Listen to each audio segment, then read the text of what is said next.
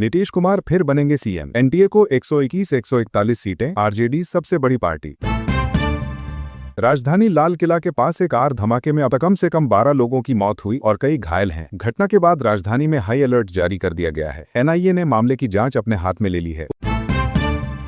Uttar Pradesh real estate regulatory authority ने उत्तर प्रदेश के 5 जिलों में 6 नए आवासीय एवं वाणिज्यिक परियोजनाओं को मंजूरी दी है, जिनका लगभग 863.94 करोड़ रुपए का निवेश प्रस्तावित है। ये राज्य में रियल एस्टेट एवं रोजगार सृजन को बढ़ावा देने वाला कदम माना जा रहा है। भारत पर्व 2025 के अंतर्गत गुजरात के एकानगर में उत्तर प्रदेश की सांस्कृतिक झलक दिखाई जाएगी, जिसमें ब्रज, अवध, बुंदेलखंड और पूर्वांचल की लोकधुन नृत्य का समावेश रहेगा। मुख्यमंत्री योगी आदित्यनाथ सहित कई वरिष्ठ नेता मौजूद रहेंगे। धर्मेंद्र की स्वास्थ्य स्थिति को लेकर परिवार ने स्पष्ट किया है कि अभिनेता स्वस्थ हैं और मृत्यु की अफवाहें निराधार हैं। उन्हें अस्पताल से छुट्टी मिली है और घर पर ही देखभाल की जा रही है। दिल्ली धमाके से जुड़ी एक लाल रंग की कार मिली है, जिसे जांच में संदिग्ध पाया गया है। इस कार की गहनता से जांच जारी है और पुलिस ने शक व्यक्त किया है कि ये धमाके में इस्तेमाल कार हो सकती है। सीएनएक्स और एक्सिस माई इंडिया द्वारा जारी एग्जिट पोल में एनडीए को बहुमत के संकेत मिले हैं। इस अनुमान के मुताबिक बिहार विधानसभा चुनाव में एनडीए सरकार बनने की संभावना बढ़ी है। एयर स्टार्कर ने अमेरिका की मीडिया कंपनी बीबीसी के खिलाफ मुकदमे की धमकी के बीच हम एक मजबूत स्वतंत्र बीबीसी के लिए खड़े होंगे कहा है। इस बयान से ब्रिटेन यूएस संबंधों में हलचल देखी गई है। वृत्ति के अनुसार सरकार ने अगले 6 साल में निर्यात को बढ़ावा देने हेतु करीब 25,060 करोड़ रुपए की राशि आवंटित करते हुए एक निर्यात प्रोत्साहन मिशन लॉन्च किया है। ये कदम व्यापार और अर्थव्यवस्था को गति देने के इरादे से है। सुप्रीम कोर्ट ने कहा कि केरल के छात्रों को दिल्ली में हिंदी बोलने के लिए मजबूर किया जाना चिंताजनक है। न्यायालय ने कहा, हम एक देश हैं और भाषाई विविधता का सम्मान किया जाना चाहिए। शेयर बाजार के लिए आज के शीर्ष सुझाव में हिंदुस्तान जिंक, सेल एवं Nippon life India asset management को शामिल किया गया है। निवेशकों के लिए ये कंपनियां आज के नजरिए से आकर्षक मानी जा रही हैं। लाल किले के पास कार में धमाका, 13 की मौत, संदिग्ध फिदाइन हमला, फरीदाबाद मॉड्यूल से लिंक। पीएम मोदी ने अमित शाह से बात की, सभी दोषियों को न्याय मिलेगा, जांच तेज। बिहार चुनाव चरण 2, 122 सीटों पर वोटिंग शुरू, 47% टर्नआउट दोपहर 1 बजे तक। 20 जिलों में कड़ी सुरक्षा, तेजस्वी यादव समर्थन में, नतीजे 14 नवंबर को। वसुधैव कुटुंबकम पर बोले, 11-12 नवंबर तक शांति प्रार्थना में भाग लेंगे, द्विपक्षीय संबंध मजबूत।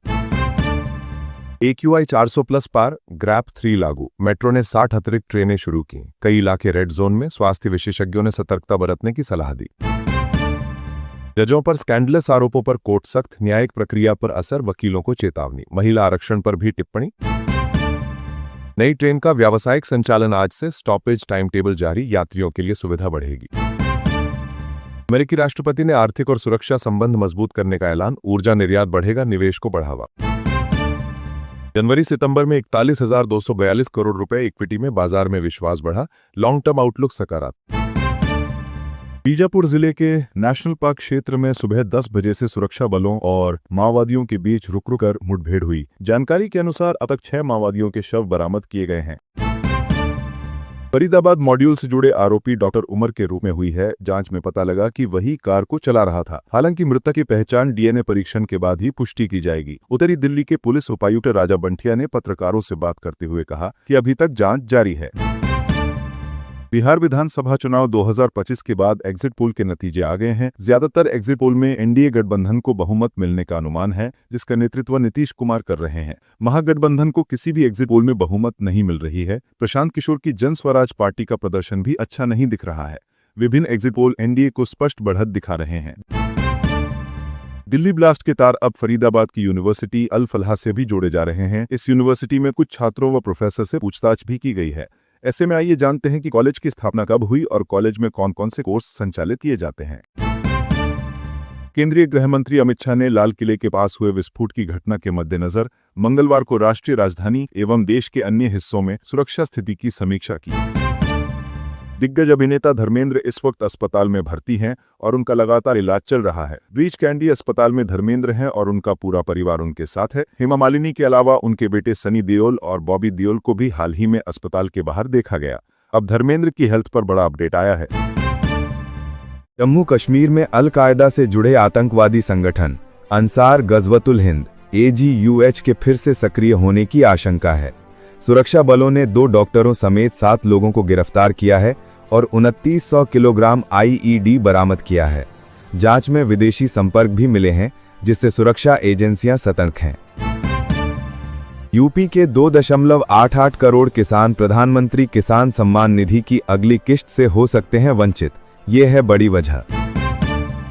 केंद्र सरकार ने दिल्ली के ऐतिहासिक जवाहरलाल नेहरू स्टेडियम को ध्वस्त करने का फैसला लिया है, जिसकी जगह एक आधुनिक स्पोर्ट्स सिटी विकसित की जाएगी। ये परियोजना खेल सुविधाओं को बढ़ावा देने के उद्देश्य से है, जिसमें विश्व स्तरीय स्टेडियम, ट्रेनिंग सेंटर और मल्टी स्पोर्ट्स कॉम्प्लेक्स शामिल होंगे। इससे न केवल खेल प्रतिभाओं को प्रोत्साहन मिलेगा, बल्कि पर्यटन और रोजगार के अवसर भी बढ़ेंगे। स्थानीय निवासियों और खिलाड़ियों के विरोध के बावजूद सरकार ने पर्यावरणीय मंजूरी प्राप्त कर ली है और निर्माण कार्य अगले साल शुरू होने की संभावना है। उत्तर प्रदेश के रायबरेली में एक बड़ा रेल हादसा टल गया, जब मालगाड़ी की जांच के दौरान ब्रेक प्लेट लटकी हुई और हौज पाइप खुला पाया गया। रेलवे अधिकारियों ने तत्काल ट्रेन रोकी और मरम्मत की, जिससे यात्रियों की जानें बच गईं। ये घटना रेलवे की सुरक्षा व्यवस्था पर सवाल खड़े करती है, जहां रखरखाव की कमी से कई बार जोखिम बढ़ जाता है। जांच टीम ने दोषी कर्मचारियों पर कार्रवाई की सिफारिश की है और पूरे नेटवर्क में विशेष निरीक्षण अभियान शुरू किया गया है। विपक्षी दलों ने आरोप लगाया है कि सत्ताधारी पार्टी चुनावी लाभ के लिए राज्य संसाधनों का दुरुपयोग कर रही है, जिससे समावेशी विकास प्रभावित हो रहा है। रिपोर्ट्स के अनुसार सरकारी फंड्स का इस्तेमाल प्रचार सामग्री और कार्यक्रमों में हो रहा है, जो संवैधानिक नियमों का उल्लंघन है। निर्वाचन आयोग ने शिकायतों पर जांच शुरू की है, जबकि सरकार ने इन आरोपों को राजनीतिक साजिश बताया। इससे देश भर में विकास योजनाओं में देरी हो रही है, खासकर ग्रामीण क्षेत्रों में। मौसम विभाग ने उत्तर भारत में कड़ाके की ठंड का अलर्ट जारी किया है, जिसमें पंजाब, हरियाणा और राजस्थान के 3 राज्यों में शीतल लहर की चेतावनी दी गई। दिल्ली, यूपी और बिहार में न्यूनतम तापमान 5 डिग्री तक गिर सकता है, जिससे कोहरा और ट्रैफिक जाम की समस्या बढ़ेगी। लोगों को गर्म कपड़े पहनने और स्वास्थ्य सावधानियां बरतने की सलाह दी गई है। यह शीतल लहर दिसंबर तक जारी रह सकती है, जो फसलें और दैनिक जीवन को प्रभावित करेगी। भारत चीन संबंधों को मजबूत करने के तहत इंडिगो एयरलाइंस ने दिल्ली से बीजिंग के लिए डायरेक्ट फ्लाइट शुरू की, जो चाइना ईस्टर्न के बाद दूसरी ऐसी सेवा है। ये कदम व्यापार, पर्यटन और सांस्कृतिक आदान प्रदान को बढ़ावा देगा, खासकर कोविड के बाद। फ्लाइट साप्ताहिक रूप से चलेगी, जिसमें 180 सीटें उपलब्ध होंगी। सरकार ने